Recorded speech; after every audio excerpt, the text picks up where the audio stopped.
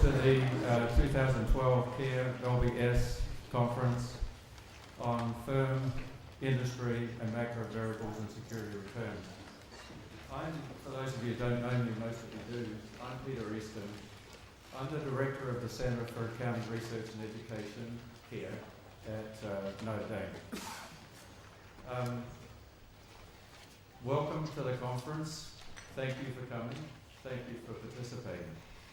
I want to spend a little bit of time talking about CARE, and I have a reason for doing this.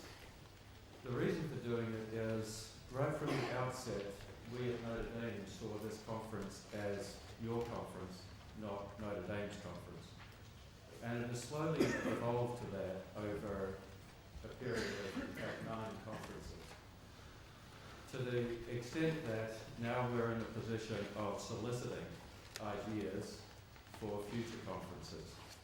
And I want to do that right now and get you to think about during the conference things that you would like to see us do in the future and conference things that you would like to be an active part of.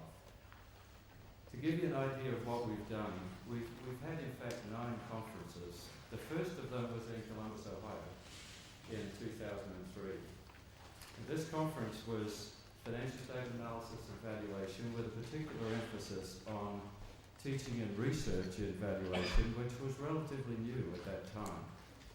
That is, FSA and valuation research, and on estimating the cost of capital.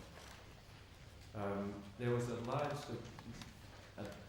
massive development in that literature in the late 90s and early 2000s. And the Achilles heel in that literature, which has held it up, is estimated growth. A large part of this conference is about growth, so we're still on the same topic in some ways. The second conference was at USC, sponsored jointly by Ohio State and USC. It was on financial statement analysis and valuation with a particular emphasis on fair value accounting. Then we went to Atlanta, where we talked about the links between research, teaching and practice in the field of FSA and valuation. And I'm going to go quickly through these, but I have to make sure I get the list, so let me cheat it a bit. Then we went to the NAPA in 2007. The topic there was again FSA and valuation based. The particular emphasis was on short selling, in other words, the quality of financial statements and how that may or may not be exploitable, and valuation of debt, since databases were starting to become relatively prevalent at that time, and there was an expansion of research in the debt market. We then came to London with some considerable help from the University of Chicago and GSP. The conference there was cross-border issues. The 2 topics that we talked about were the debt crisis, which was just beginning, June of 2008, and cross-border acquisitions, and in particular the role of IFRS and the difficulties of IFRS. The next year we went to Singapore with a great deal of support from the National University of Singapore. That conference tended to be a little more academic, and the idea was really to encourage a connection between the United States or North America and the Asian countries on the research dimension. Then in 2010 we went to Miami, and those of you that were at the Miami conference, many of you will recall that we thought way out of the box. The topic was forecasting.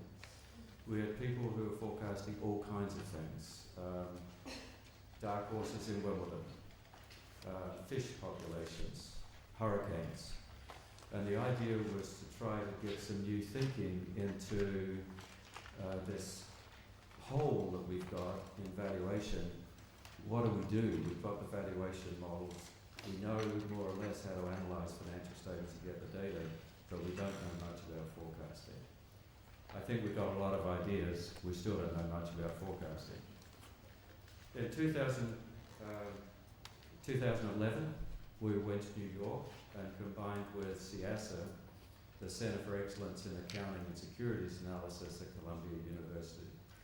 And Trevor Harris took a very active role in this conference, pretty much organised the conference. The speakers for the conferences were largely a large number of people that Trevor had made contact with during his sojourn to practice. And then we come to London, where Scott Richardson has taken a very similar role. This entire conference was organised by Scott. Most of the presenters are people who Scott has known from his time when he went into practice. We're glad to have him back. And he's brought these people back to speak with us and share ideas with us. Next year's conference is already well underway, and I'll talk about it at the end of this conference. It's going to be, I'll see if I can get exactly the title, The Impact of Emerging Information Technology on Capital Markets. We've already got a large number of speakers, people that are actually in the business of crawling the web, understanding Twitter, working out what Facebook is telling us ahead of time. We've got regulators involved. Commissioner Paredes has agreed to speak at the conference on the way the SEC might regulate this. Now, the last three conferences have all been suggested by people who have been participants in previous conferences. Trevor Harris last year. At the end of the last conference, two groups came forward, Flora Fisvari and Scott Richardson, suggested that we hold the next conference here at LBS. And of course, we at CARE were delighted that was the case. And also at the last year's conference, Darren Rawstone from Ohio State and Hal White from Michigan suggested that we've got a huge knowledge gap in what we know in academia about these new sources of information and how they're used. And as we've started to set up this next conference, I'll speak for myself. What I don't know is incredible.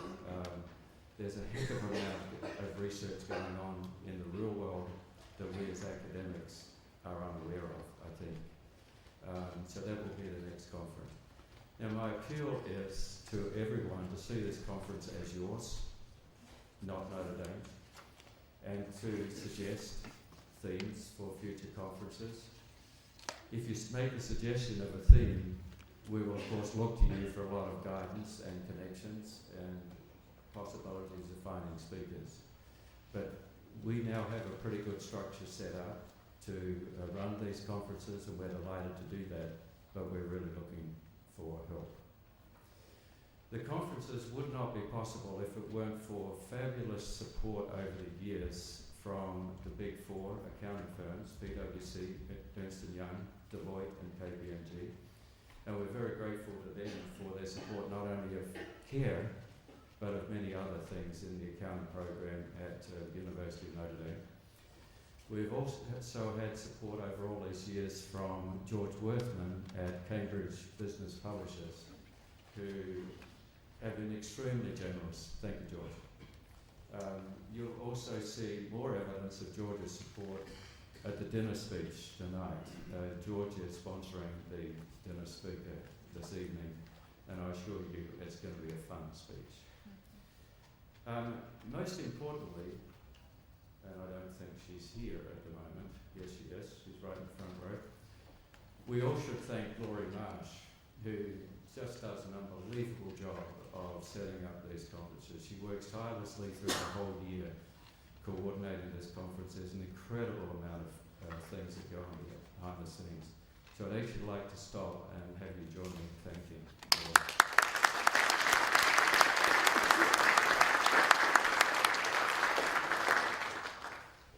Finally, thank you to, but by no means least, thank you for LBS for their support in this conference. And more particularly, thank you to Scott Richardson, who has set up the entire conference. So without further ado, I'm going to hand over to Scott, who will introduce the conference to you.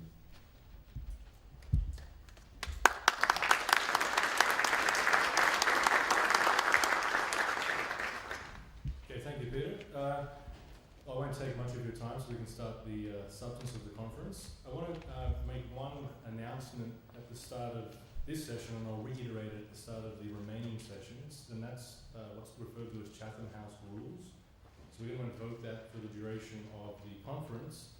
All that means is what is said in the room here sort of stays in the room. And specifically, you cannot make direct or indirect attributions to comments made by individuals. So some people are familiar with it, but for those who aren't, and when I say Chatham House rules, that's what it means. Okay, so the conference, so Peter asked me to set up the conference and think of a topic. So the topic's firm, industry and macro fundamentals and security returns. I had to think about what was the best way to structure some content around that. We've gone with 6 different sub-themes, and for each sub-theme we're going to have a sort of panel discussion. The exact structure of the panel discussion will vary depending upon the moderator. So we've left it in the hands of each session chair as to exactly what structure they'll follow. Some will have organised slides, small presentation decks, others will have just questions. Each session though will have dedicated Q&A time at the end. So if you have questions, please make use of that option. The 6 things, we have 4 today. The first panel's on, is it all about fundamentals? So I've got a group of people together. I think we'll have some differences of opinion on just how important is fundamental information on getting a handle on security returns. Then we'll switch gears in the next session to macro and bring some people together from academics and practice who, in my view, don't do much of security selection, but they think very deeply about macroeconomic issues. And hopefully what comes out of that is an appreciation of how we can bring information top down to the firm level. Now in the afternoon we've got a session on long-term growth forecasting. So this is the proverbial punt that we all use, the G, in the classroom. So can we put at least some structure on the information or types of information you would look at to get a handle on long-term growth? I actually have an interesting set of speakers primarily from practice for that session. And the last session this afternoon will be on risk. So sort of stepping away from the first moment of returns and seeing to what extent is fundamental information or knowledge of firm exposures to fundamental things useful in understanding volatility and correlations. Tomorrow we have 2 sessions, one on credit markets and capital structure that I'll look after, and then one on networks and interdependencies. A couple of changes. So the sessions tomorrow, they're going to reverse in order. Okay, so in your schedules it says capital structure and credit markets is the first one, and networks is second. The order's going to flip tomorrow morning, so if anyone had plans to sleep in or not, you may want to change those. And one of the speakers for the first session today, Roscoe Rum, was originally scheduled to speak. He broke his ribs recently, so he was unable to travel, and Andreas from Oxford Asset Management has graciously agreed to stand in his place. I'm not going to go through the biographical sketches of the individuals. You have them all in the folders in front of you, so you can read that at your leisure. But now I'd like to welcome Richard Sloan and also thank all the participants, which is the speakers. So without the participation of a lot of people from practice, these talks would not have happened. So we're not paying anyone, so it's just a massive thank you for everyone from practice who's come along to speak today and tomorrow. Richard. Thanks very much, Scott. Thanks for the opportunity to be here to talk about a topic that I've spent a lot of time thinking about, mostly unsuccessfully researching, and also for putting together a great panel. Scott was the one who really did the work in putting together the panel. Just to give an outline of the session, what Scott asked me to do and what I'll do, I'll just spend about 10 minutes at the beginning here doing sort of an academic overview, perhaps a biased academic overview from my perspective of research in this area. And then I'll introduce the panel, and they'll each talk for about 10 to 15 minutes on the topic, and that should leave plenty of time at the end for questions, and we certainly want to encourage and allow plenty of time for that part of the panel discussion. So just by way of an overview, I think this clicker's going to... just to overview some of the academic evidence here, I think we've known for an incredibly long time now that fundamentals don't seem to explain very much of the variation in security prices. Most of the research has been done on equities, but even outside of equities, we have similar evidence. some of the evidence here, just very quickly, I think Schiller's was one of the first papers back in the early 80s to really raise the point that stock prices just move too much relative to the underlying dividends that's the source of potential value in the stock prices, the fundamental source of value. I actually went back and skimmed through his paper, and it was amazing. It was written in a day where this was a very controversial thing to say, and he was very apologetic about his findings and talked about the possibility that we were just about to enter a new world where dividends would become more volatile, and investors had already figured that out. But his results tend to have held up and raised more questions and more research. Another influential paper, Cutler, Peterborough and Summers, back in 1989, at the macro level for equities, they found that they could explain no more than 1/3 of the variation in equity market returns using fundamentals. Again, a big puzzle. And finally, some of the favorite research, this is a fellow PhD student of mine on this area, is by Jeff Pontiff. He did a lot of work on closed-end funds, and I'll talk a little bit about some of his evidence in a second, but the reason closed-end funds are such an interesting natural experiment is I think it's the situation where we have the best grip on what the fundamentals are. If they're closed-end funds holding a portfolio of liquid assets, we know what the value of those underlying assets is, and we can look at the variation of the price of the fund and the net asset value of the assets that it holds, and get a good sense for how big a problem or how big an issue non-fundamental information is. And I'll summarize some of this information in a second. Pontiff found, for example, that closed-end fund stock prices were 64% more volatile than the underlying assets that they held, the net asset values. We also know that stock prices seem to respond to information that doesn't have any fundamental content. Two big examples there, index additions and deletions. And one of Andre Schleifer's early papers, I think he was actually a student when he wrote the paper, showed that when stocks are added to the S&P 500, they go up in the order of 5% or so, even though there's no new fundamental information released on that date. We see a similar thing when analyst coverage is initiated on a security. Again, that initiation of analyst coverage isn't typically associated with new information, but it's associated with about a 3% increase in security price. So this is a graph that I put together myself, but it really relates to some of that early research that I talked about, and our attempt to put it in perspective. It's from a paper I published recently in Financial Analyst Journal with Scott and Haifeng Yu, our colleague at Hong Kong University. And basically what it shows here is cross-sectional variation of security returns over the last 20, 30 years or so.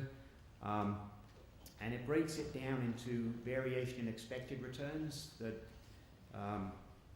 variation in fundamental news that arrives during the period, and variation in expected return news, which is really just a catch-all for stuff that doesn't seem to be explained by fundamentals. What you should see there, variation in expected returns is by far and away the least important. The only time in the last 20 or 30 years it seemed to be important at all was right after the dot-com bubble crashed, when we had, if you looked at yields in the cross-section there was some tremendously low yields on the technology stocks, and some of the old economy stocks had high yields, and things sort of reverted in 2000, 2001. But other than that, you can hardly see them featuring at all. Fundamental news is there, but you can see it takes sort of second fiddle to the expected return news. And in periods like 1999, I think stands out on the graph, the dot-com bubble, you can see that most of the cross-sectional variation in stock returns seems to be unexplained by fundamentals. If we focus now, I just picked one example. This is an example I always start off my security analysis class with my students. This is one closed-end fund, and it's called the Gabelli Utility Fund. It's a very boring fund, if you ask me, and actually Gabelli, who has a big family of funds, has an open-ended fund which holds very similar securities. It's a boring set of utilities. It's not that different from like the various ETFs that hold utilities and track the S&P 500 utility index, it certainly hasn't outperformed other utilities funds. There's no sort of evident stock picking ability here. But what's very puzzling about it is it's traded at an average of about a 40% premium to its net asset value. And that's fluctuated over time. And you can see on the graph there that it's historically had about a 40% premium, but if you look at, for example, a period around Lehman Brothers fall of 2008, that premium dissipated in the space of a couple of days. Same thing happened again early in 2009, then the premium reappeared and has been pretty consistent thereafter. So this is a case where as accountants we know exactly what the fundamental value is. We can see that the security price is nowhere near the fundamental value, and there's doesn't seem to be a good explanation as to why. Most closed-end funds trade at a discount, but like you can see here, this one trades at a significant premium. The other funds you'll see right now in the US trading at a huge premium are the PIMCO bond closed-end funds, which is, I think it's the PIMCO name that sort of draws people to those. But again, you can buy the open-ended versions at about 2/3 of the price. And so it's just a huge mystery, but I think clear evidence that things other than fundamentals are important.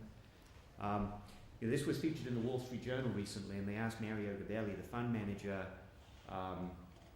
if he had any explanations for what was causing his fund to trade at a huge premium, and you might think he would attribute it to his great skill or some such thing, but what he actually said is this. He said, I personally think the premium is unsustainable. It's off the wall. And if you look at the prospectus, they actually warn you that they're worried that this premium could dissipate at any moment because it's really not fundamentally based. The other evidence I want to talk about very briefly, this is a slide I took from Darrell Duffy's presidential address that's published in Journal of Finance a couple of years ago around the deletion of securities from the S&P 500 index. And what he's puzzling over here is the fact that when it's announced that a security is going to be deleted, typically these are obviously securities that have been struggling, but there's no new information in the deletion announcement, or at least fundamental information. They experience about a 15% negative stock price return spread out over the period between the deletion announcement and the deletion effective date. Most of that seems to be transitory. Because over the next month or so, about 2/3 of that, or 10%, rebounds. So you see these clear price pressure effects, even though these are very liquid stocks that are traded by lots of investors and easy to long and short sell. And it's hard to think that arbitrage costs are really a huge factor here, but we see huge distortions in stock prices around these non-information events. Just to close off by talking about some potential explanations here, I'm going to talk about what we see in the academic literature a lot very quickly, the idea that there's time-varying expected returns. I'm sure you all know about the literature here. I just wanted to point out that in some sense this is a bad trade, that Campbell sort of recognized this when he did the initial return decomposition back in the early 90s. We can, as a matter of statistics, given information about fundamentals, we can extract the non-fundamental piece and call it time-varying expected returns or expected return use. That doesn't mean we've explained it. The progress we've made in trying to explain, identify risk factors that capture economic determinants for time-varying expected returns has been pretty disappointing. There's a paper recently published by Baker and Wergler in Financial Analyst Journal where they're pointing out perhaps the best risk theory we have, the capital asset pricing model.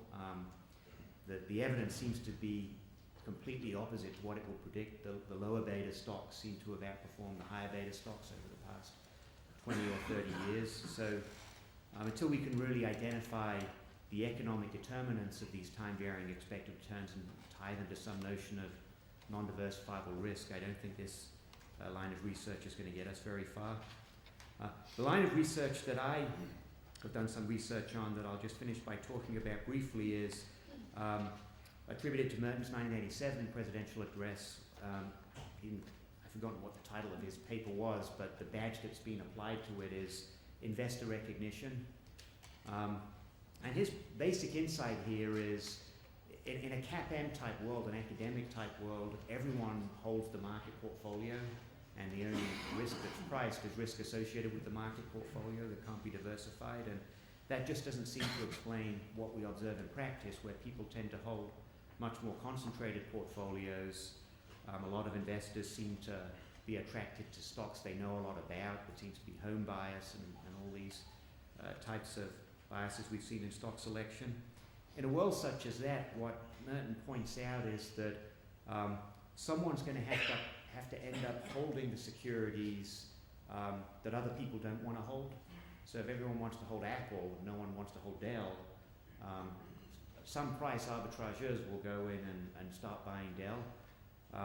But to do so, they're going to have to take concentrated positions in Dell, and they're going to have to get compensated for the idiosyncratic risk associated with holding Dell. And he shows that that will basically lead to an equilibrium where we will see variation in expected returns, with the more recognized stocks having lower expected returns, and changes in investor recognition causing changes in stock prices.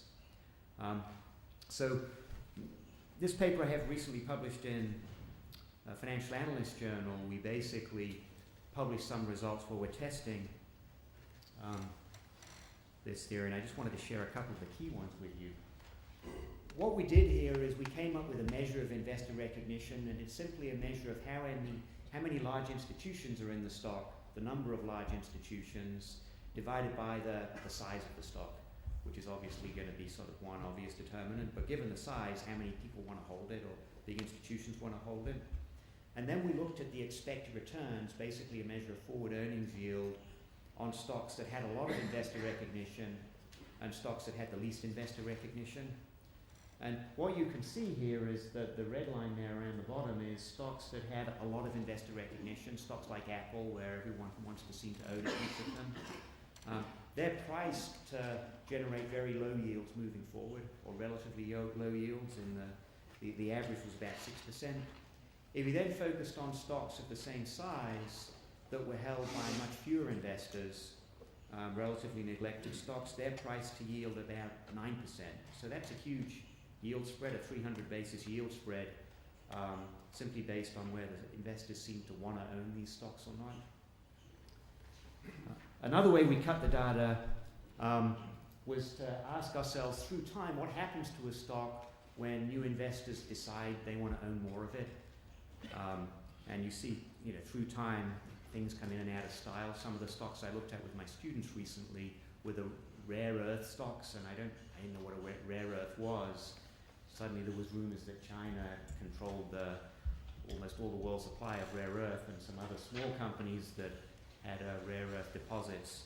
Stock prices went crazy, and everyone wanted to seem to hold a piece of them. Anyway, what we looked at here was what happens to the 10% higher stocks in terms of, over the course of the year, having increase in investor recognition, having investors flooding and wanting to hold a piece of them relative to what they wanted to hold at the beginning of the year. And you can see here that over the course of the year that interest went up in them. They went up by about 60-70%. Conversely, the stocks that lost favor with investors went down by about negative 10% or so. So it's about an 80% spread. One thing that you can't see from this graph, but I'll like to point out, this is a bigger security return spread you'll get from perfect knowledge of future fundamentals, or at least future earnings. So if you had a crystal ball and you wanted to generate the greatest stock return as possible, and you were only allowed to know one thing, what future earnings were going to be, or what future investor recognition was going to be, you would ask for the latter. It actually seems to be a more powerful variable than earnings in explaining movement in stock returns over time. Just to finish off here, some numbers. We had proxies for fundamentals and proxies for investor recognition, and we wanted to see how far we could get in explaining cross-sectional variation in stock returns. Now, obviously, our proxies are imperfect, so we couldn't get anywhere near 100%, and we found that it varied on the time horizon we used, and certainly some of our panelists may have further insights into some of these time horizon results. But over quarterly time intervals, 1 quarter, we found we could only explain 22% of the variation in stock returns. Only 9% could be explained by quarterly earnings surprises and expectations of future earnings. We could explain 18% by our measure of change in investor recognition. So potentially a lot of other microstructure effects at work there, sort of temporary mean reverting components in returns over the quarterly horizon. As we expanded the horizon, the variation we could explain went up, and the variation that we could attribute to fundamentals went up. At the annual horizon, it was about 50-50 fundamentals, investor recognition. And investor recognition tends to come in waves. Internet stocks are in favor, they're out of favor. Banking stocks are in favor, they're out of favor.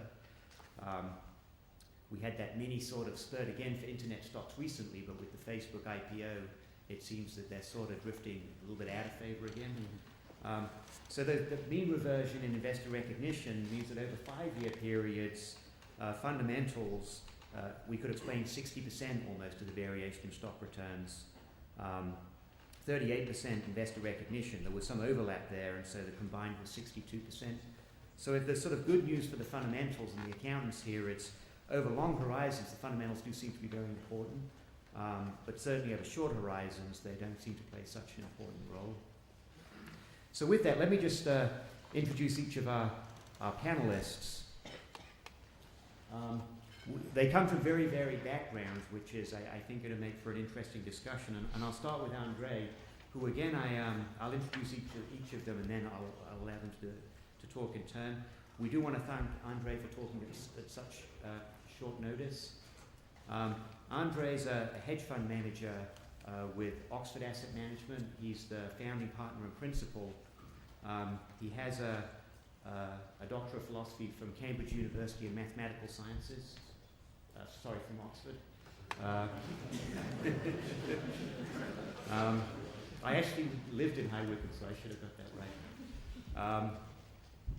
And he manages money, I think it's fair to say, in a quantitatively oriented approach, which uses both fundamentals and other information, and he'll tell us more about that.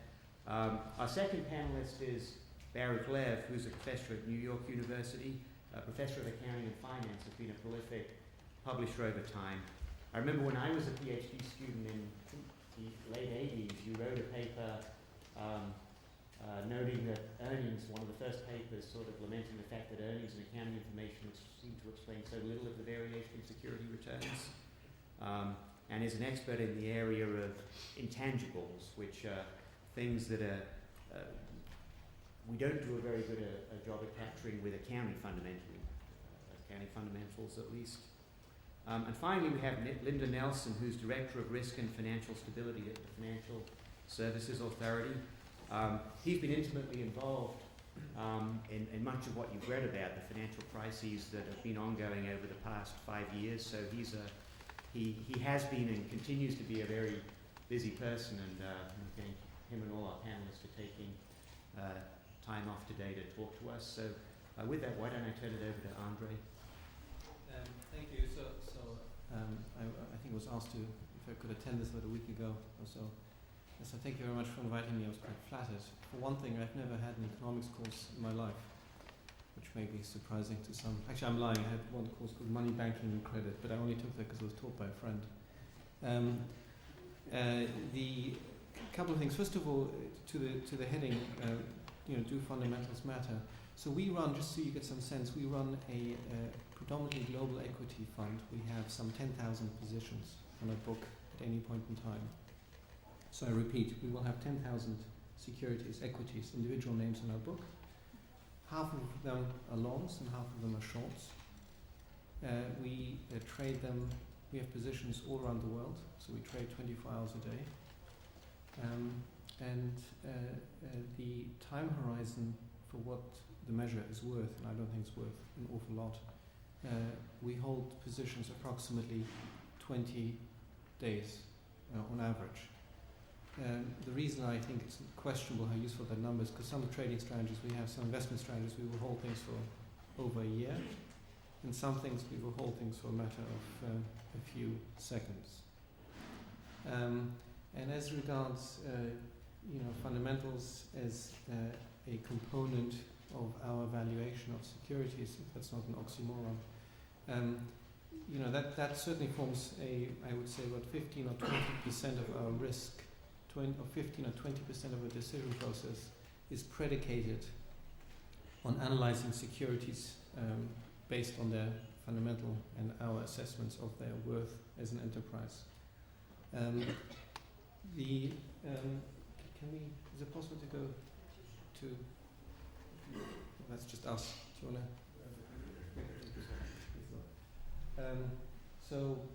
The way we carve it up, and to be clear, it's always funny when I see a fund manager speaking on these panels, because if I have anything useful to say, probably I'm not going to tell you. But I think we all recognize that. But broadly speaking, we carve up the world into these sort of distinct areas, and fundamental is one of them. We sort of talk about informational data, and that is sort of any information which, let us say, allows us to predict the revenues of a company. Or there might be other interesting features. If, and this is just an example, and I wouldn't read too much into it, if I were to be able to have a handle on the weather for the summer, I might infer that certain soft drink companies will have more or less sales of certain of their drinks because of the temperature. So to me, those are sort of informational strategies. And then lastly, what we call econometric, and I deliberately always use the word econometric as opposed to technical, because we do not do moving averages or Fibonacci, whatever. They make lots of books and they make nice fires. All these sort of, we use traditional econometric techniques that Neil Shepard or any decent econometrician would be quite pleased with. But basically, to us, the definition is using price, volume of security, perhaps a sector, all the good stuff that you can do with variables which we consider to be first order, stuff you just measure. If I look at specifically the contribution to fundamentals, which I think is the topic here, what I would say is, in summary, fundamentals do matter quite a bit. And the Sharpe ratio, with and without, we pretty much double the quality of our returns through the use of fundamentals. What, of course, is interesting is, it depends what the denominator is in terms of the variables that go in. If a company has a particular value and the price changes quite dramatically, it could actually look very cheap at one point and a few minutes later look very expensive. But it is always the invariant here is what you think its intrinsic value is. And you can trade around that. So this notion that because you use fundamental data, you necessarily trade slowly is not obviously, as a practical matter, true. The other thing I think is worth saying, it'd be very interesting to plot a lot of some of the academic research that you see. And I have to say, we try to read quite a lot of it, and we're 50 people. And I think there are only 2 of us that have degrees in econometrics. Most of us have doctors in maths or physics or something like that. A lot of computer scientists. But I bet if you take we've done this sort of crudely, if you plot the number of CPUs against some of the research results, you see immediate normalization. In other words, once you publish a paper that's kind of interesting, we implement it, and bingo, away goes the result. It becomes a self-fulfilling prophecy. And so a lot of the results that we read actually are not terribly practical. And also, of course, people always have various assumptions about transaction costs and impact and so on. And again, as many of you I'm sure know, merely the study of impact analysis, God knows how many papers have been published on this. So you have the interaction of all these wonderful analytical tools and ideas and theories and hypotheses. But the point I was about to make, or am about to make, is that we are definitely in a world now which has become extremely episodic. And what I mean by that is that you can have a fundamental model and which looks statistically, has great t-stats, and you do all the good stuff and it looks great. But you go through these massive drawdown periods. In fact, May just gone, I can tell you from very sore personal experience, has been in Europe just about the second worst month since last August. If it weren't for the fact that we run over 100 different investment strategies, in fact, if we were the firm we were 10 years ago, I think our investors would not be terribly pleased with us. It is simply the fact that we have substituted fundamentals and all these other areas that on average have helped us along the way. And to that extent, I think fundamentals, as I said, are very, very important. In fact, so important that they can double, certainly have, as a empirical matter, doubled our Sharpe ratio. But you would not wish to run, would be for us for us, and would be very difficult to run a fund simply on the back of fundamental investment strategies, simply because they swing in and out of favor. And also the other thing to keep in mind is that, for good or for bad, William Sharpe, having created the Sharpe ratio, which of course, again, I'm sure to all of you this is obvious, but and you know it well, it doesn't deal with the semi-variance problem. So the fact that you get penalized for upside volatility equally to downside volatility means that investors tend to care an awful lot about how volatile you are. So in other words, you would have thought they'd be pleased to give you $100 and get 200 at the end of it. Well, they don't like it if in between you're down 50. And so, and to the extent it is a reasonable measure of risk, and I do think it is, if you just run fundamental strategies which you think are good, but your risk-adjusted return as measured by Sharpe doesn't look so good, you're probably going to have a very hard time running a fund with happy investors. And then finally, the last thing I'd like to say is a sort of general point, and that is that one of my biggest is anybody here from Barra or MSCI? Good. One of the interesting things is that every time you guys publish a paper, and I sort of alluded to it before, people pick it up and it becomes, if it's a good paper and there's a lot of publicity around it, many people use it. And I think you have sometimes a bigger influence on the marketplace than some realize. And I'll give you an example of value at risk, which is a fantastic concept, and we use it. But you have to know what it is you're using. And after LTCM, and I remember, and I know Merriweather and I know Scholes, not well, but I know them, who are who great proponents back then. And of course, after LTCM went under, there was a lot of press and so on that the concept of VAR is dead. And it seemed to have had exactly the opposite effect. It seemed to have put it on the forefront of people's minds, and now everybody uses it. The problem with that is you get phase locking of some sort, which is a standard concept in physics, as many of you know. And the idea is that if all of us use the same measure of risk, then all of us respond in exactly the same fashion. And I think one of the biggest problems at the moment, which is partly explaining the fact that the market is so very episodic. You can go to Barra or MSCI, which must control, I would say, 60% of the risk environment, the risk market. At least. And I've actually spoken to regulators in the SEC about this. It's quasi a monopoly, actually, or about to be a monopoly. And if all of us are using the same risk tools, and even if you have two portfolios consisting of different positions, different securities in different markets, but to the extent, just formulaically, you have a particular computational form or formula. Let's say you use a decay function of 90 days. It doesn't matter what you shove into it. The functional form is a particular functional form. So what it does is it creates homogeneity across asset managers who may actually be operating in entirely different spaces on entirely different securities. But guess what? When something bad, quote unquote, happens, the response is exactly the same across many, many different institutions and fund managers and groups, people who don't even know each other and operate in different markets. And that, I think, is a very big problem, which then, of course, you have this oscillation between econometric stuff and then you look at the fundamentals. But the bottom line is you get this phase locking. And in fact, Barra, for example, bringing it back to fundamentals, you can buy all kinds of fundamental models from Barra out of the box. I don't need to roll my sleeves up and try to implement some of the stuff you publish. I can just buy it off the shelf. And I think that's a big problem, certainly from the perspective of taking advantage of any arbitrage opportunities, as well as increasing the risk in the marketplace.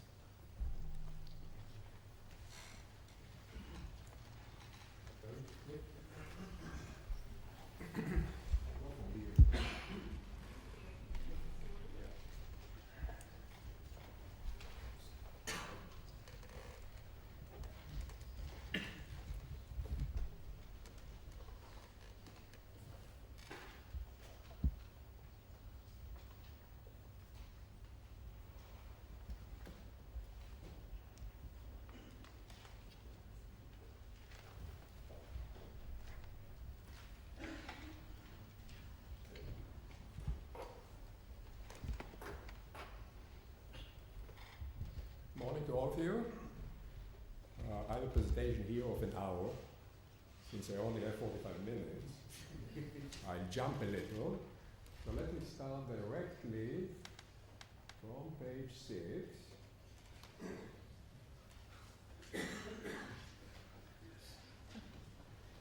That's it. I want to point a remarkable transformation of the US economy, and I'm sure other developed economies experience the same over the last 60 years. Used to be economy mainly based on tangible assets. What you have here is tangible investments, property, plant equipment, inventory relative to business output. So tangible investments around 11-12% of business output in the 40s, and then going up to 14.5%. And since then, the late 70s, early 80s, declining continuously to about 10% now. On the other hand, intangible investments, which I'll define in a minute, starting very low at about 4% and continuously increasing without really interruption. And today, about 14% of total business output, which is an enormous number. So we are talking about an entirely different type of an economy that used to be, in a sense, an intangible economy. Now, what are intangible assets? Simple definition, like any other assets, they create future benefits, they just don't have physical embodiment. I recently seen in a dictionary an even shorter definition: intangibles are non-tangible. Which I found quite deep if you think about it. Most intangibles cluster around the discovery, the learning operations of the company, mainly research and development, many around customers, the famous brands, trademarks of companies. Some companies have intangibles around human resources, unique ways of training employees, of compensating employees, which create value, and an intangible which usually flies under the radar of most people, but by far is the most important of all, and that's organizational capital. Many companies have specific ways of doing it, of processing things, of incentivizing people that create value year in and year out. Everyone tries to emulate Apple. No one succeeds. They just have a way of innovating. Walmart, everyone tries to compete with Walmart with very little success. They constantly innovate, mainly in supply chain. They don't have R&D, but different types of innovations. So the specific ways of doing things, which usually economists call organization capital or organization structure. So these are the main types of intangibles. Coming to the topic of today, intangibles are very difficult to value. And that's why I believe that the securities of intangibles rich companies are very often mispriced. Intangibles are different than regular assets. First of all, they are unique. Many cases you can learn about values of companies, changes in values from observing other companies in the same industry. Think about real estate developers. are doing relatively similar things. Intangibles of Pfizer, the R&Ds on the drug, are entirely different than the intangibles of all other competitors in the pharmaceutical industry of Eli Lilly or Glaxo here. You cannot really learn anything about the value of intangibles of a given company from what happens to other companies. The property rights, the ownership of intangibles is very, very hazy. Even on the most well-defined intangibles, like patents, well-defined in terms of property rights, there are literally thousands of patent infringement lawsuits in the United States every year. When you own a tangible assets, you really own it, there's no problem. When you own intangible assets, it's a very serious issue. At some point in time, particularly when you are successful, someone comes up and says, I own the thing, I have the original patents on what you develop. And these are the huge lawsuits that Apple go through now, Google go through now. All successful companies with intangibles, their property rights on the intangibles are challenged. So the valuations of these assets are very difficult in terms of ownership. There are very limited markets in intangibles. The exit strategy out of intangibles is in most cases impossible. You develop a drug, and new drugs today cost more than $1 billion with a B to develop, so these are massive investments. If it fails, then basically the whole thing is lost. With tangible assets, even a failure can turn later into a great success. Think about Canary Wharf here. Some of you may remember that the original developers, the owners, the Reichman family from Canada basically went bankrupt with this project, then under new ownership became a great success. That's not the case with intangible assets. And finally, Richard mentioned it, the financial reporting, the accounting financial reporting of intangibles is really atrocious. It's not only meaningless, it's outright deceiving, because intangibles are treated differently when you develop them than when you acquire them. When Pfizer develops a drug, it's expensed. It's not on the balance sheet, that it depresses earnings under development. And if they buy a patent, it is an asset, so great dissimilarities.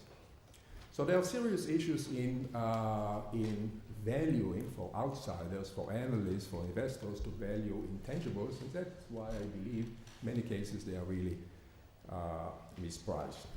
So let me go down now to several cases and talk about them, all research-based cases.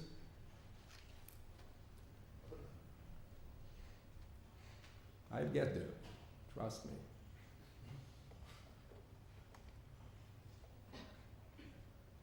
That's it. So that's a study that I did with Doro Nissim from Columbia and Jake Thomas, published a few years ago in an NBR book, and then a different version in the Abacus. What we did here is we basically reversed engineered what accountants do when they expense R&D. We built up the R&D capital, and then we defined what we call here BVDIST, which is book value disturbance or distance, which means what we perceive as the real value of the company, the book value, reported book value, plus the R&D capital, and then relative to just the reported book value without the R&D capital. So the focus is on R&D capital of companies. For 25 years, over 25 years, we ranked companies according to R&D capital over total assets, cut it into 5 portfolios. We get the same result with 8 portfolios and 10 portfolios. And then we computed excess abnormal returns for 3 years, 36 months after the ranking of companies on known information. Okay? And what you have here are the averages of those 3 years for the 25 years of annual ranking. So 36 months on the horizontal axis, and abnormal return curves on the vertical axis. And what you see here is that those with high R&D capital, the asset that we perceive as an asset and is missing from the balance sheet, increasing very rapidly within roughly 20 months. You get like 15% abnormal return, and then it goes up a little to 17, 18%. Those with the lowest R&D capital, those are usually companies that their R&D investment decreases over time. You get decreases. It's really beautiful, the symmetry or the consistency here in the three portfolios, but very significant returns both on the intensive R&D capital and the least intensive R&D capital and all the others in between. Very similar results were reported in a Journal of Finance article several years ago, in which they took a different approach. Rather than building the R&D capital, they looked at companies that had annual increases in R&D, and they found like over 2-3 years, 20% excess returns. They go through everything possible to explain this thing with different events or other explanations, and they cannot. So that's one big intangible and potential and opportunity that I would like to share with you. Let me go quickly to other 2 or 3.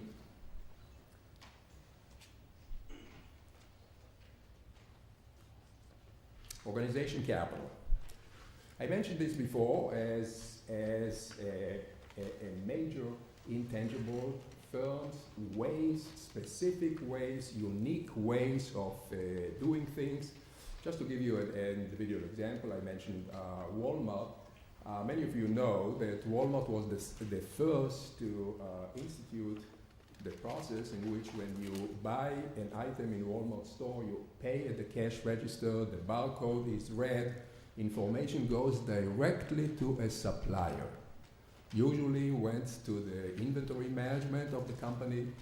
They essentially shifted the most expensive function of a retailer, which is the inventory management, supplying of thousands of stores all over the world. They shifted it completely to their suppliers, in this case. So when an item is bought, Procter & Gamble or other suppliers find out immediately, real time about it, and then have the responsibility, of course. It's in their interest to put a replacement on the shelves. Suresh Radhakrishnan and I developed a model in which we quantify the organization capital of a company. We do it in a relatively simple way. That's like a generic expression of this. On the left-hand side, we have a performance measure, which can be revenue growth, earnings growth. On the right-hand side, we have the resources that generate this performance. So we have fixed assets and labor force and R&D and SG&A. Lots of inputs like consulting services and IT are reflected in the SG&A of companies, so we put SG&A here. So we have resources creating on the left side a performance, and then there is this organization capital, an additional variable which is not measured. We derive it from the regression, and this is basically an enabler. Because some companies with the same resources, the same fixed asset, the same human capital generate much more growth than other companies. And this enabler, organization capital, working with all those resources to generate unusual performance, we derive quantitatively, and you can find lots of exhibits in the paper. That's one of them, in which we show that when we invest long in companies with large organizational capital and short companies with low organizational capital, this is basically the abnormal returns over 1 year, 2, 3, and 5 years. Decent excess returns. And again, the systematic growth here is, I think, somewhat satisfying. Those of you who like individual examples, I have here Dell. Someone mentioned Dell before, which was for many years a huge success story because they were the first to come up with the customer builds the product that he or she want. So for many years they were successful. Then in the 2005, 2006 fell on very hard time for which they didn't recover until now. They brought Michael Dell back in, didn't do much in this case. What we show here, just an example of our measure, you have stock prices, that's the jumping things, you have sales, you have earnings. Up to 2005, 2006, they all go up. Investors are very happy with the company. Our measure of organizational capital, that's the red line here, starts to go down like 4 or 5 years before that, indicating that something inherently wrong in this company. So that's another interesting intangible. Let me briefly speak about customer equity franchise. For many people, the customer base, the franchise of the company is by far the most important asset that the company has. We focus in this study on a growing sector of companies which are called subscription-based companies. These are companies that all of you are members or customers of these companies. These are companies that you pay a subscription for their services. So starting years ago with newspapers, magazines, telecom companies, internet service providers, software producers, media company, data storage, movie rental, and it's growing and growing and growing. What's interesting about these companies is that you can track the customers at any point in time. When they join the company, cost of acquiring customers, revenue per customer, GAAP, generally accepted accounting principles, which in my mind is in the Middle Ages, doesn't require the disclosure of any of this information, which is far more important than the earnings of these companies or the sales of these companies. But most of these companies voluntarily provide lots of information. If you want quickly to see a beautiful example, go to Netflix, and you'll see how every quarter they provide customer acquisition costs. How much does it cost to acquire new customers? New customer for the quarter, the essential churn rate, percentage of customers they lost over the last quarter, revenue per customers.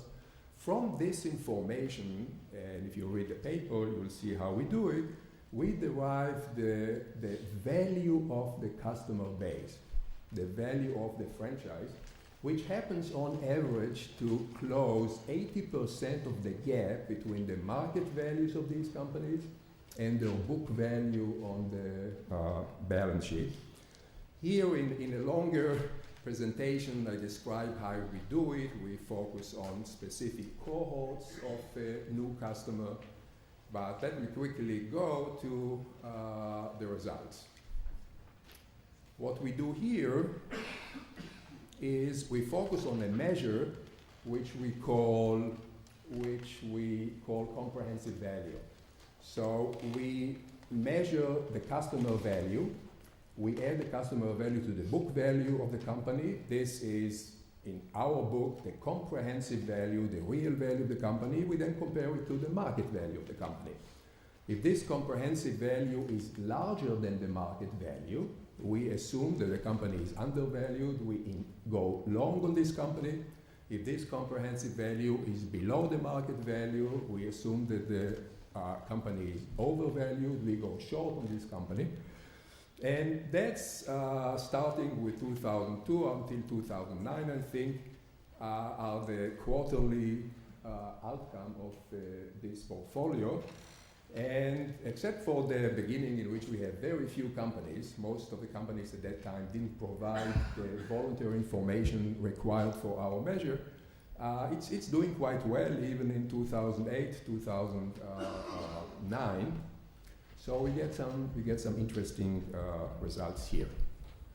Do I have 2 more minutes or couple more?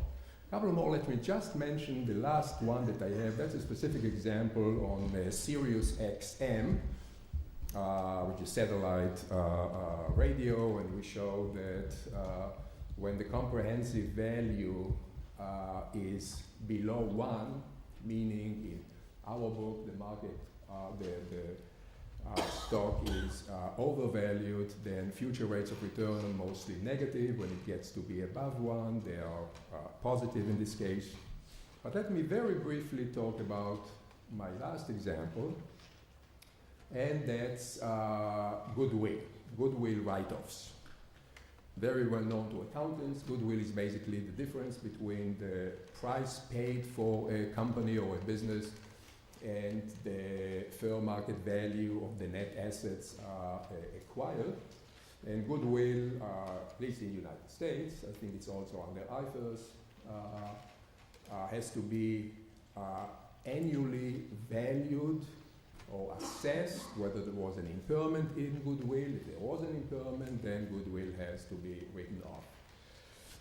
Fengu and I, in a paper that was published in the Accounting Review last November, we looked at the causes of goodwill write-offs. There are many goodwill write-offs in most years, close to 1,000 in the United States.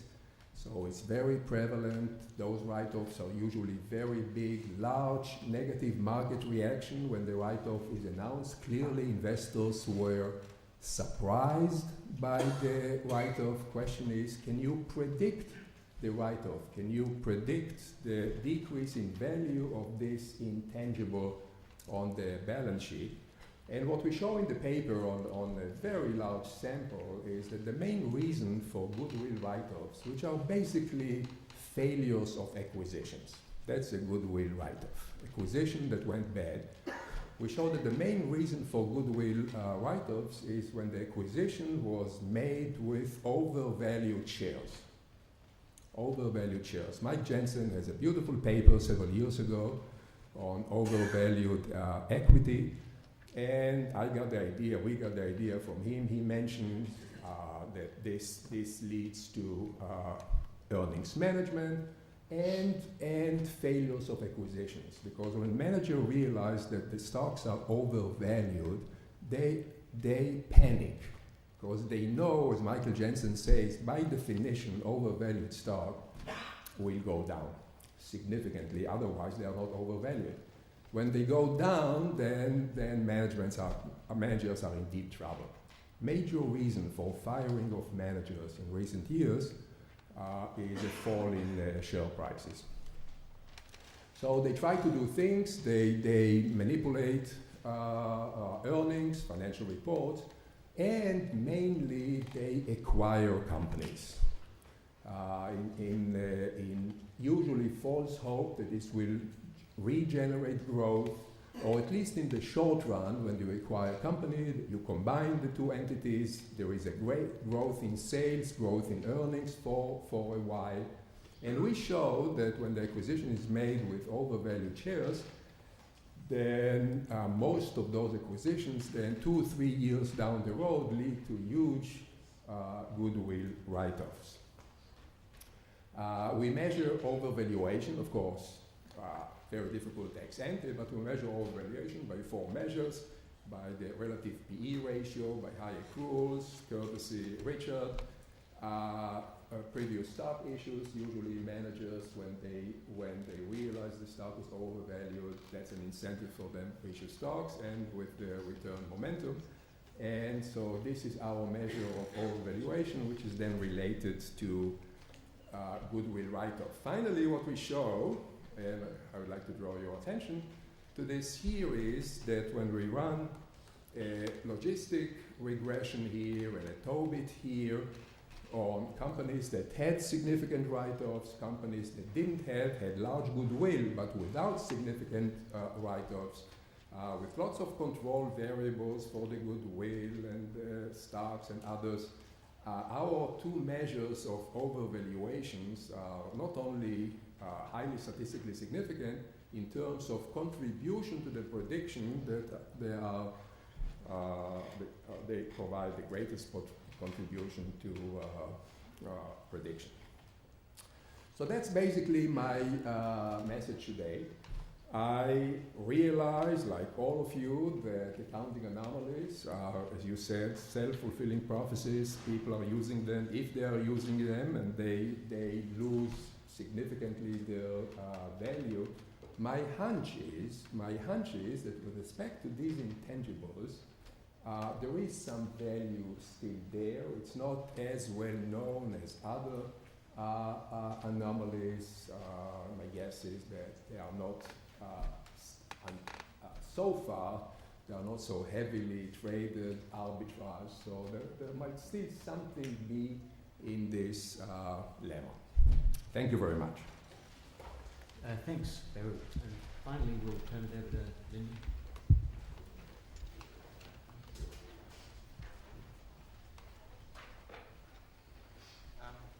Well, thank you for the invitation.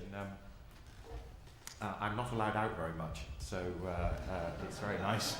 It's very nice to be out. Although I have to say, the morning before the Mansion House speech and the morning before the Financial Policy Committee meets this afternoon, that's what I have to rush off to, and also the Greek elections. I sort of rather hope it isn't all about fundamentals by the end of Sunday, but we very much hope we'll get through it. I just wanted to touch briefly. I have a number of roles within the regulator and also now at the Bank of England and the Financial Policy Committee.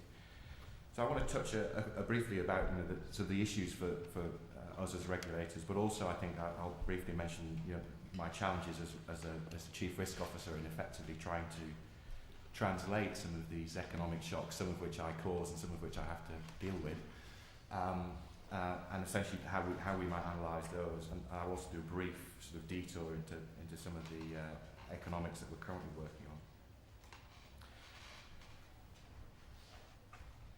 I think we sort of know the theory here about the current and expected future valuations, and I absolutely accept that we're better at valuing some things or not.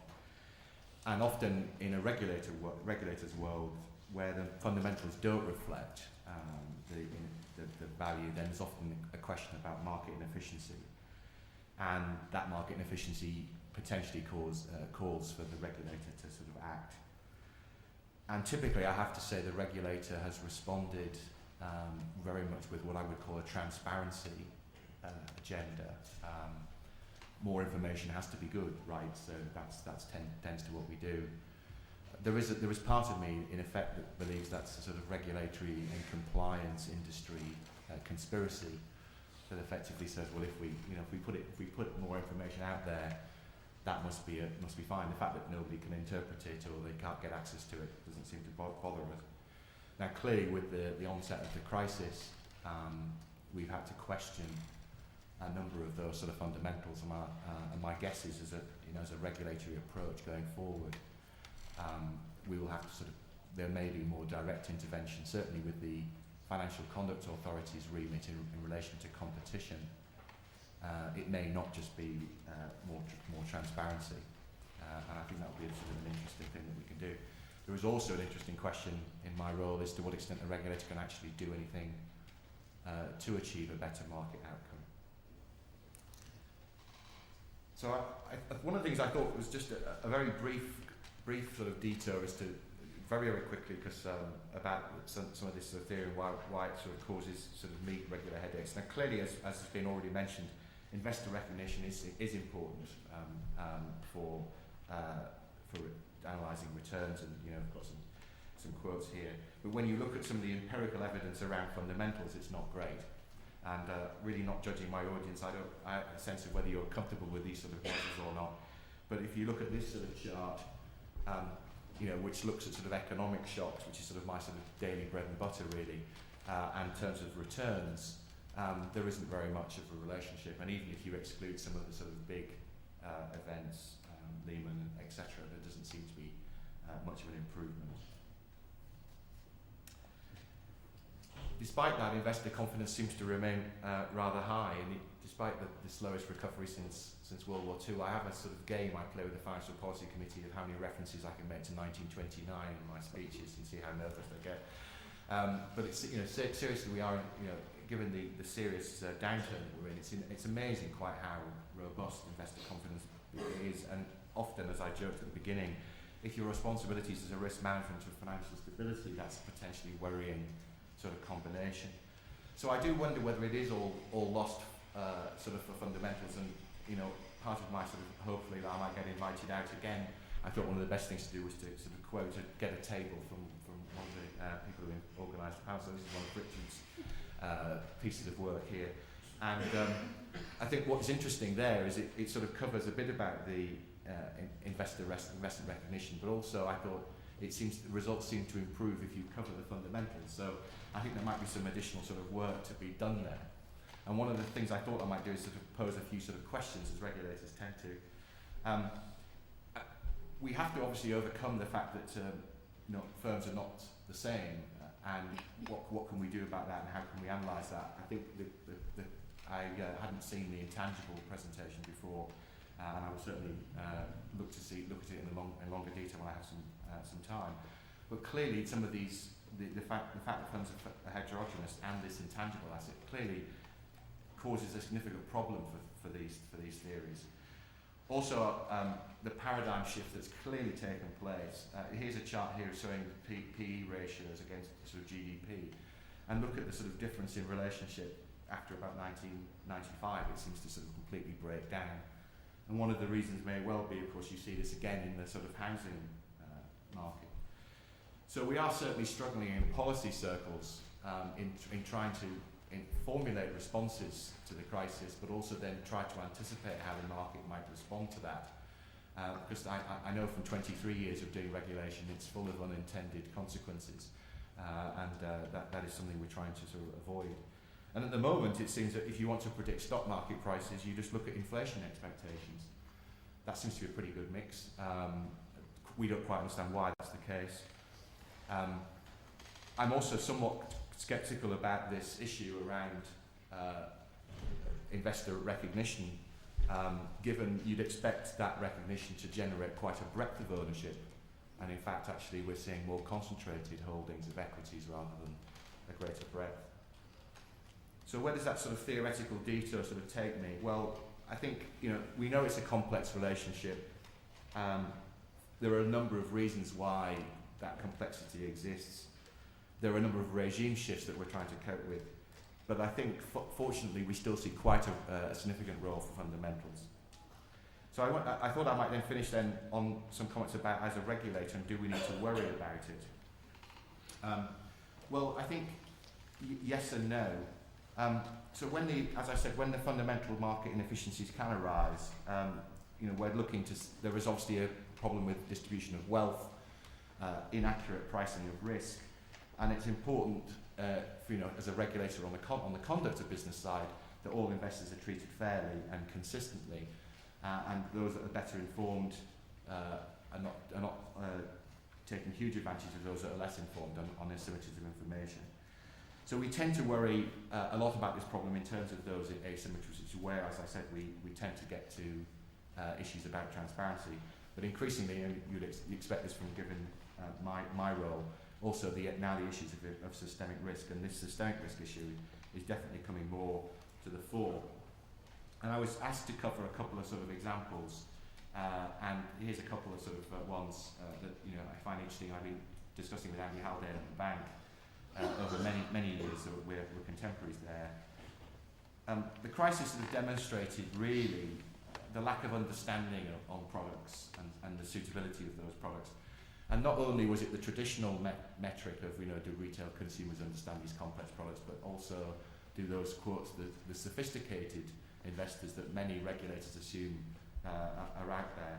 And recent experience with certainly structured products suggests, and securitization suggests that our feelings were somewhat misplaced in terms of that.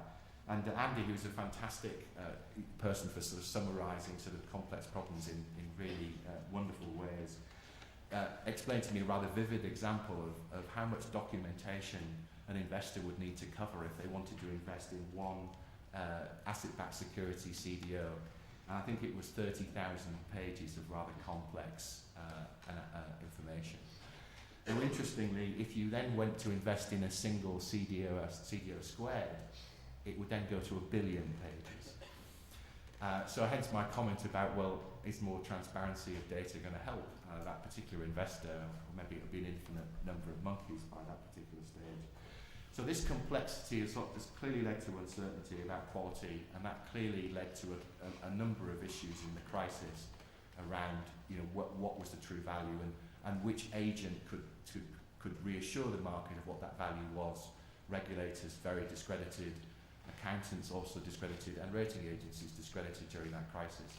So many of you might say the agents that would help investors give some sort of assurance around value were just not there, and we saw the impact of that uncertainty and the consequences of it.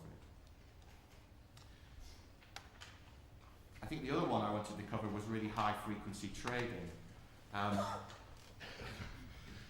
Some people do hold positions for just a few seconds, and that's perfectly. He's looking a bit nervous. Don't worry, I'm going to come out in a very positive sense of this, so it's fine. I'm not nervous at all. No. Go for it. I think it's great stuff. Absolutely fine. So we know about the computer algorithms and rapidly executing transactions, and there's been an awful lot of, I would say, of pushback, particularly from with a European accent on the UK, about the UK being a sort of a bedrock of these things. The Bank of England sort of estimated, I think, in a recent piece that about 40% of the equity volume in Europe was down to the high-frequency traders, and it's often argued that, on the basis of this speed, that they're somewhat undermining the longer-term investor. Now, some people would argue again that they benefit by lowering spreads, providing liquidity and price discovery to the market through this sort of marketing and arbitrage activity. And in many cases, I think that's where we come out. There have been some instances, I think, where high-frequency traders don't trade on the basis of the fundamentals, and that can be occasionally an issue for the regulator in relation to investor protection, and also sort of flash trading. And there has been some issues of some systemic risk by increasing volatility. But generally speaking, given that the FSA is a sort of evidence-based regulator, tends to look at that. Actually, we found very little reason why we should put many restrictions on high-frequency trading. Indeed, that's somewhat of a controversial finding in relation to our European colleagues, but certainly in relation to what we think our responsibilities are under the Markets and Financial Institutions Directive and Instruments Directive, we think maintaining orderly functioning markets is perfectly consistent with much of this high-frequency trading. Many of the issues I think we would cover really around appropriate governance around the algorithms, so the classic sort of corporate governance stuff, and pre-trade controls, which address sort of erroneous order entry, the sort of fat finger, and pre-setting risk management frameworks would be essentially our response to that. So where does it leave us then? Well, I think key question is, can we successfully intervene when these securities prices deviate from their fundamental value? I think the answer to that should be based on the evidence, and we should look at a number of criteria on that evidence base. Is there a risk to the objectives for the regulator by that fundamental shift? Is there a case for market intervention? And if the answer is yes to both of those, we should then intervene. Whether or how we intervene when prices deviate is extremely difficult to answer. It depends on our ability to recognise and judge what's better or worse for markets in order to prevent the least sort of build-up of, say, asset price bubbles, or this classic macro-prudential comment about taking the punch bowl away when the party gets excited. All of these issues are significantly difficult judgment calls that we're certainly debating very actively in the Financial Policy Committee. And so I think regulators not only have to have a significant judgment about that, but also significant reputational risk from inappropriate action. And the crisis has certainly taught us that both sitting back and inappropriate action could be inappropriate. At that point, I thought I'd leave us to the questions. Thank you. Okay. Thanks very much, Lyndon. Thanks very much, all of our panelists. So we'll move into the Q&A phase, and I encourage people to, you can ask questions to the panel in general, or if you have a question for a specific panelist, you can feel free to direct it that way too. If you have a loud voice, you may just be able to call your question out, but I think we also have some microphones if people want to raise their hands, and a microphone will be brought to you. Am I allowed to say something right now? Sure, yeah. So there's a couple of things I would like to say. Sure, sure. He's my regulator, so I'm allowed to bully him once in a while. Absolutely. So the first thing to say, we're regulated actually by the SEC, always have been, and by the FSA, and by the Australians. I don't mind being regulated. I think most regulators actually, in a civilized world, I think actually do a good thing, and they keep the riffraff out, which I quite like. But importantly, on the high-frequency trading side, just to be clear, I think there's a lot of confusion in the market. And one of the basic principles, just as an intellectual aside, it does strike me that, and I have, as you know, I've never studied much useful stuff, but it does strike me that one of the things about capitalist systems or democracies, that they ought to maintain certain institutions. And I would have thought that stock exchanges and venues where people come together to transact ought to be actually in the public domain. So I think fragmentation, having private exchanges, is a disaster. I think dark pools are a disaster. I'm exaggerating, but I don't like them. And this comes to the point of transparency, whether it's through fundamental choices that you go long or short things, or through non-fundamental choices. Having transparency about transaction, I think, is a good thing. But too much transparency, do I really want to share with you what positions I'm long or what positions I'm short? Not particularly. Does a firm like ours actually care? Probably not. But would I be happy to transact completely in the public domain? I have no problem with that. And so that's number one. So I think fragmentation is the bigger evil when compared to high-frequency trading, and the lack of price discovery you have because of that. And the second part is, where there's a huge amount of confusion, these things are all very obvious and common sense really. I think there's a big mismeasure between what is high-frequency trading in terms of volumes, when you consider the fact that all you have to look is what amount of share dealing and trading is now done through electronic execution algorithms. So the reason JP Morgan or houses like that have fired hundreds and hundreds of brokers, in part, is because they used to work the orders manually by telephone. Now they've installed a few boxes, come along, and you say, buy me $100 million worth of IBM shares, and please give me the average price for the day. And that order gets shoved into some machine and it places the order, but that is not a high-frequency trade. Okay? If you look at our order flow, and this is quite frustrating actually, I cannot distinguish at the edge, just looking at the flow, what order was one that's a perfectly long-term, fundamentally based order, or something where I'm trying to exploit a microsecond anomaly. You cannot distinguish between that flow. And I think that's just something worth keeping in mind. Sorry. Thank you. Questions? I'm going to ask somebody if you don't ask.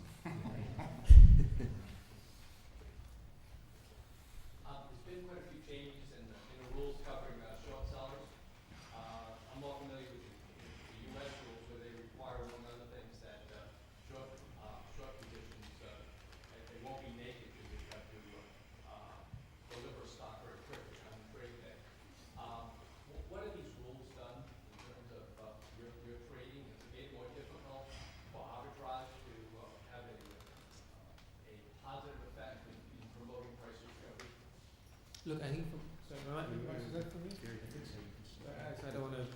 mean, look, any changes. I like it when these regulators and politicians, in particular, come up with these crazy ideas. It's fantastic for us. It's manna from heaven. Anything that causes surprises, creates volatility, and generally opportunities, unless you happen to be in that instance on the wrong side, and then you get buggered. But generally speaking, from our perspective, we have never done negative. I don't even, honestly, when I first read about this, I was kind of perplexed what on earth it means. When I borrow a share, in the morning I go to my broker, I say, we'd like to consider getting these stocks, we go short these things. They go out of the, and if you deal with respectable brokers, by the way, some less respectable brokers, but if you deal with a blue chip broker, that's what they do. So I don't know where this naked short selling actually came from, to be frank. So I can only tell you my experience has been, it's not been an issue at all. Do I think that, for example, the Germans have now introduced certain reporting requirements which are unbelievably annoying, and I think they've done this very deliberately, where you have to manually report changes. I think they're 5% increments or something ridiculous. And they've made an interface where you manually we have a person who spends hours every day updating this, when actually, if they were to have a different interface, you could electronically just submit it. So I think there's a bit of, my suspicion is that it's a backdoor way to try and stop these evil people doing short selling. When in fact, and I'm sure many of you know this, if you look at the amount of free flow that's ever available for short, it's it's barely 4%, right? I mean, in fact, I made a joke to Hector Sands, who was his boss, and I said to Hector, when the UK introduced the short sale ban, I thought, oh my God, where is this world heading? So I go, Hector, I have a much better idea. Why don't you just ban selling, right? And so I think it's political mostly, but I think generally when you have change, it confuses people and it creates opportunities. Once the dust settles, I think we're back to normal. So I'm not sure these things. The world always works its way through these things. It doesn't appear to have changed activity from what we can see. I don't think the UK is a particular proponent of action on short selling. The European regulator, one of the few powers they hold is to ban short selling. So that's often why it's in the European news. We did take action on short selling in relation to bank stocks during the recapitalisation. And that was a decision I think I remember being in. It was somewhat controversial internally as well as everywhere else. But certainly when we monitor positions, it doesn't appear to have altered hugely. Clearly, market reaction and the ability of firms such as Andres to actually get the stock, there has been some change there. We've definitely detected that. Certainly when we do surveys of the hedge fund community, there's definite reduction in both leverage and in their activity on short selling. And that may well be European or SEC rules, but certainly UK based, we haven't seen a particular change.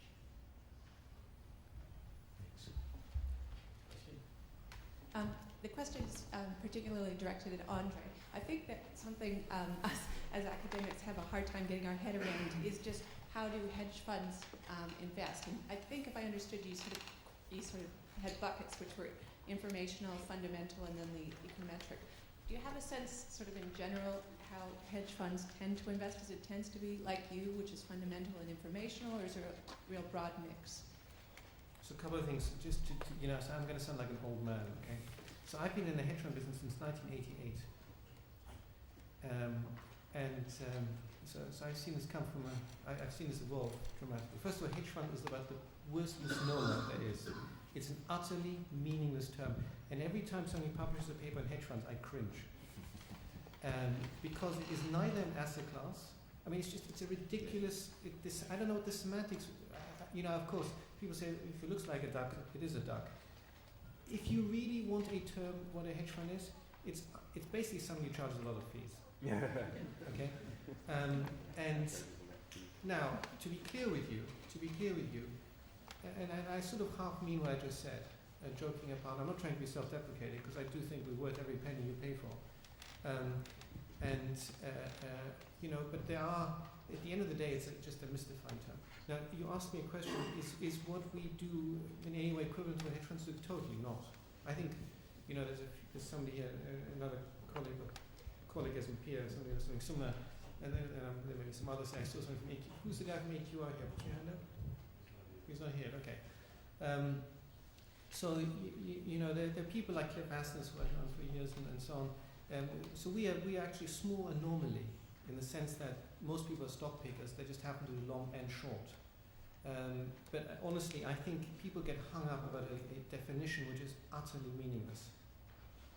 So, no, we're not symptomatic or representative by any means. Just to comment on that, so I think Andre's absolutely correct. So, those of you familiar with the way the UK regulation will split, it now becomes actually quite important from a legal perspective about what a firm actually is and it does. Because on one side of the divide, you would basically say that's where all the systemic firms are, and on the other side, that's where those that have a consumer protection angle would be. And actually, classically, as Andre actually, they're quite right. People say, well, we want large hedge funds because they're systemic. Long-term asset management was in that category. So we should put actually defining these things, which are extremely varied, is practically impossible. They don't particularly differ from what you would call a fundamental standard asset manager in many cases. For some of the strategies, there are some that do have a degree of leverage and operate. You might say is what everybody would understand it to be, but certainly from the information that we have, there are not that many of those. But the sector is so different. It's extremely difficult, even from that legalistic sense, to define them one way or the other. That will be, I think, that will be an issue to come about how they're regulated.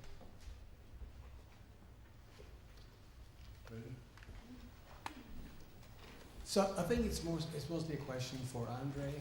In your comments, We're done.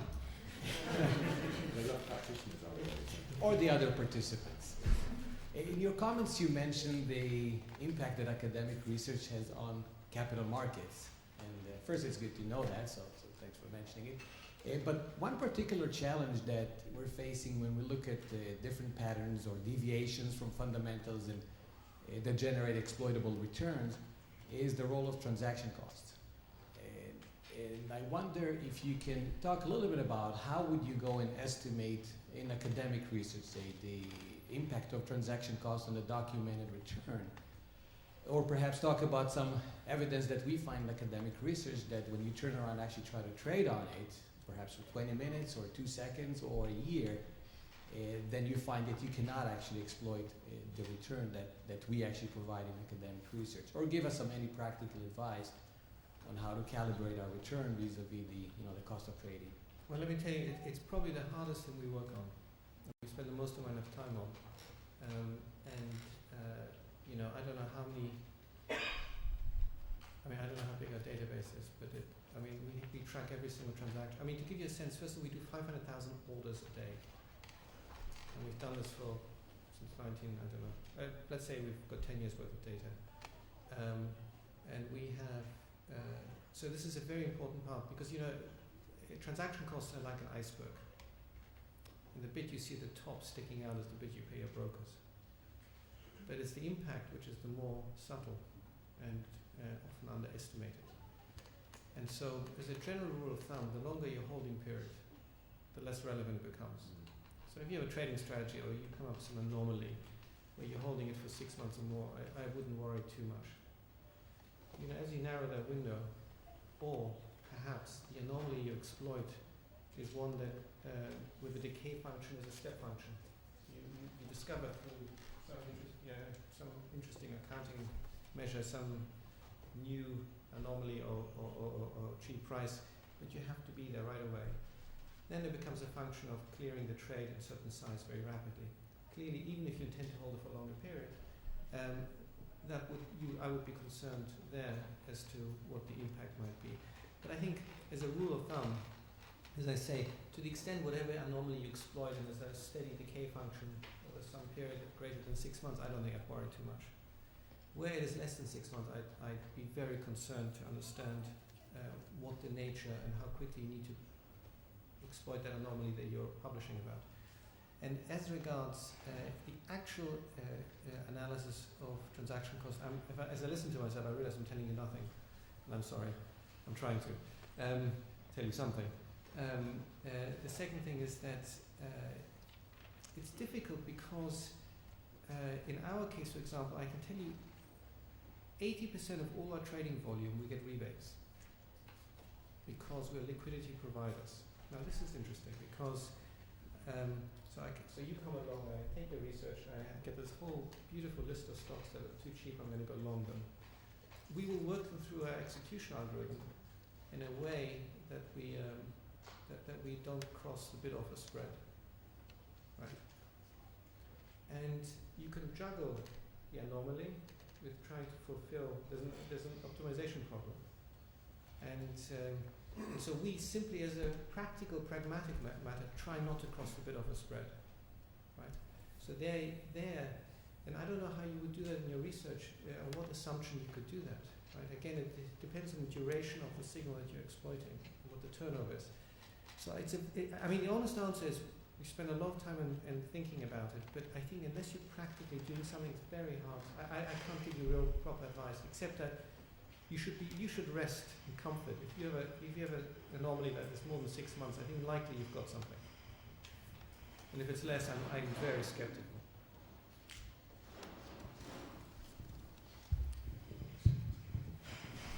I think we're pretty much out of time, so I'd like to just thank all of our panelists once again for coming and sharing their thoughts with us.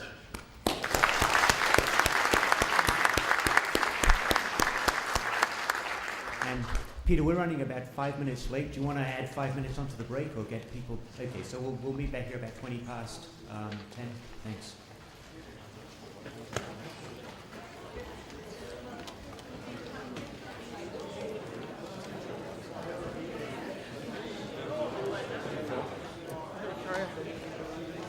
It's Lou.